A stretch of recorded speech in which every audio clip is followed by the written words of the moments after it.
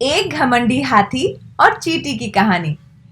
एक बार की बात है, किसी जंगल में एक हाथी रहता था।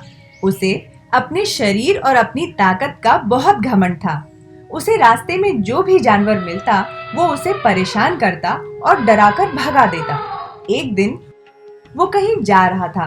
रास्ते में उसने एक पेड़ पर एक तोते को बैठा देखा और उसे अपने सामने झुकने के लिए बोला। तोते ने झुकने से मना कर दिया तो गुस्से में आकर हाथी ने वो पेड़ ही उखाड़ दिया जिस पर तोता बैठा था। तोता उड़ गया और हाथी उसे देखकर हंसने लगा। फिर एक दिन हाथी नदी किनारे पानी पीने के लिए गया। वहीं पर चींटियों का छोटा सा घर था।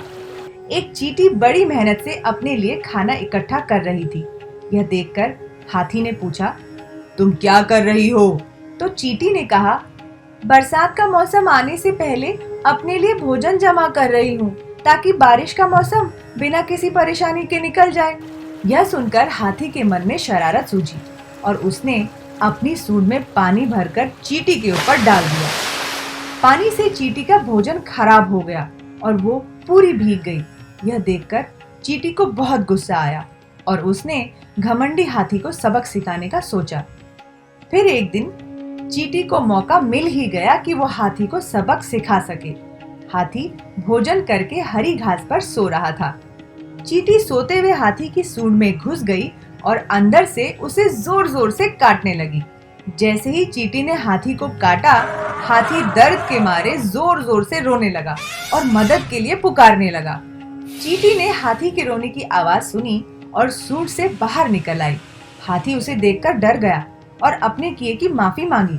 जब चींटी को महसूस हुआ कि हाथी को अपनी गलती का एहसास हो गया है तो उसने हाथी को माफ कर दिया।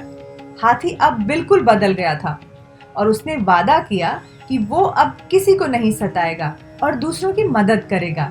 इस कहानी से क्या सीख मिलती है? हमें अपनी ताकत पर कभी घमंड नहीं करना चाहिए।